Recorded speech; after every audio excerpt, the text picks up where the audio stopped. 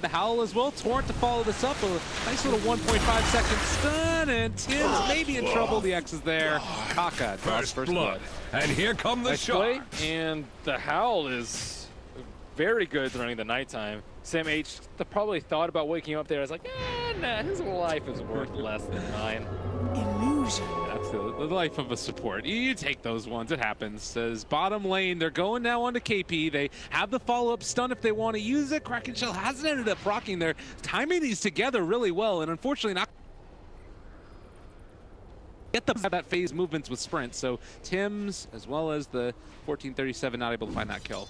Wow, Tidehunter is so hard to kill. Also, Tinker died in the mid lane. SCCC with a solo kill on the back of the illusion rune.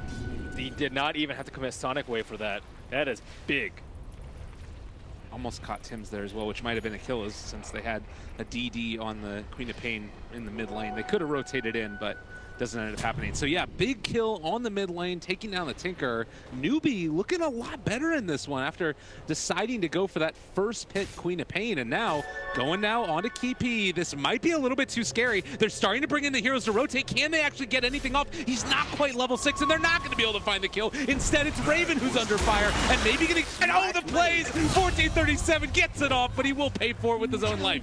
Tim's now going to be pulled back in. Is under attack. But you know what? I think it's okay for them since they ended up being the tie off nonetheless. It still sucks losing all these heroes.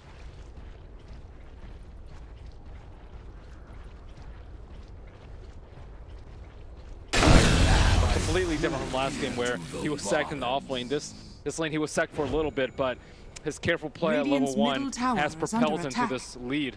Oh, and up here top as well. They're going again onto Moogie. He is going to drop.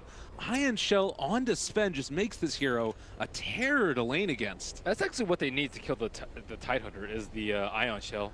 Ion Shell is probably the best way for them to deal with him, or Tinker, but Tinker almost has his CS doubled up by the Queen of Pain, and he's forced to One jungle of these at the days, moment. Tidehunter. Not what you love to see One on of that hero, these certainly. days. But he does sort of need Radiant's that little top extra bit of tower is love in under the early attack. stages to help him through it, particularly since he had 2 heroes mid for a decent amount of time there. So Good thing he was prepared for it. He has 3 points in March already. Yeah. So he's actually going to jungle quite efficiently. So as far as state of the game goes right now, 4-1. Even in terms of net worth, the Queen of Pain topping the marks. Gold for my Maybe chest. going to start to move around a little bit if the opportunity arises. Maybe with level 6 Tidehunter who now has Ravage and just wrapped around upon. They could think about coming in now. Bane is going to make that rotation. Stun follows as well. And now with 4 heroes heading into this direction. That could have been so bad if Kraken Shell popped at the right time. And this is the thing, it's like, it's always the newbie style to make a ton of rotations, and it feels like TNC is exploiting that, right? We get this nice little replay there onto the kill onto Cuckoo. Wow, that's just illusion runes. Wasn't respecting it. It's a little bit extra damage. And Blind only hits 1 target. Uh-oh, Raven. This should be the death of him. They have this they're in the area. Yeah, bringing in the Queen of Pain, it looks like it is going to be enough, as Raven is just going to be ran down and most likely killed off, possibly. They keep on taking a while to kill off the targets. That little bit extra time is important, though, as Tinker is managing to farm up stacks. He did not get a double stack, but he is able Radiant's to top tower is under attack. do pretty well on his quest to get that BOTs up as soon as possible. And Moogie does not have Radiant's that many bottom places tower to farm. is under attack.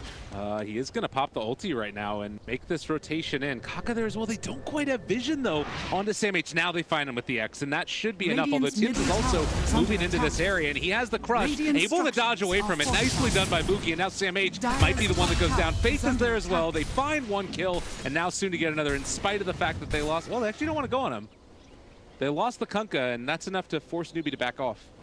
If the Ion Shell is very strong versus the Lycan, and he did not have his shapeshift up any longer. Still SCCC doing great work on his Queen of Pain. No deaths as of yet, and just pressuring all around, trying to take down this Radiant's tower middle solo up on tower the top is under lane as attack. KT and Cuckoo kind of stare each other down. However, Cuckoo does not have a TP scroll yet. He's going to be able to buy one in just a second. SC looking for this. KP in the area as well. Do they find him? Oh, he did the okie doke. Now he's heading back the other way and back home as well in just a little bit as soon as he rearms his TP scroll. He would have definitely gotten Ravaged there if they had gotten a whiff of him. I have no idea how he was able to escape Radiant's that middle one. tower is under When they attack. should have zagged. Uh-huh. Is he sticking around here? Oh my god, he actually goes for the March of the Machines first to make sure that they don't end up pressuring Dire's that top tower too much. is under attack. Radiant's bottom It tower looks like is top under tower is still attack. going to fall as KP does take a lot of the tower. However, there is going to be a brawl in the bottom lane. Slardar with his Ion Shell is getting scattered out by these Radiant's wolves bottom as tower Faith has tries fallen. to catch up with a sleep. Oh, this is scary. Ooh, already level 6 on Tim. That's a little bit surprising. Yeah. He's just been able to move around the map and pick up a bunch of those bounty runes, I would imagine, and getting up the experience as well as the boat is coming out on a 1437. This should be another quick and easy one. And you know, this is what we saw as well in one of those earlier series, the strength of Kunkka. Quite a good hero, particularly over these next couple of minutes, having that boat on such a low cooldown. Yeah, and combine the boat with the Tidehunter. They might be mortal enemies, but still, their skill set synergizes quite nicely as Tidehunter needs to be able to survive to get his Ravage off. And even with a heavy magical burst, I don't think that they are going to be able to kill the Tidehunter if Kunkka throws his entire toolkit into saving him. Man, the X is such low cooldown. You just get pick after pick after pick after pick. 8-second cooldown at max level. And Faith going in for the play on Raven. He does not have grip up yet. He is really close to being level 6. And on the meantime, CTNC goes towards the bottom side. This is going to be a difficult kill for them, especially as soon as nighttime hits. They're moving in there. The smoke is going to break. They spot out Mugi, amp damage immediately, and now they have the crush to follow. Vacuum back, trying to get that kill. Light Strike Ray, Laguna Blade, gone and dead. Faith, he actually turns around with the Fiend's Grip here and has been able to catch on to one. Sam H is going to be X'd as well. Can they end up doing this? They have enough to find one, but no more, I don't believe, as Sam H ran away. It was a nice combo with the Nightmare on one and the X on the other. However, the Lycan did not have max health. He went for a 3-1-4 build, so he didn't actually cast Howl during that last engagement, but without max health, there's very little chance that he survives there. Nice use of the Laguna Blade from 1437. He needs to be able to get some kills so he can get some net worth so he won't get chased down by Wolfman. We haven't really had a Ravage as of yet coming out from Newbee, but I'm thinking more as this game goes on, particularly having that Lycan ability to move in and take Roshan, it could be a good opportunity. And now Kaka, she just is able to walk forward, break the smoke, and immediately drop the ward and kill off now the Darkseer, maybe? Well, vacuum back, they try and do Dire's something, but middle tower is under they've attack. got him. This is more than dead. He tried to vacuum him down the cliff, but it ended up that actually all of them got vacuumed up the cliff. At the very least, I suppose that they do Dire's realize that middle they have tower reservoir is ward to under build attack. because he did X them from downhill, but that's small consolation for losing your mid T1 tower.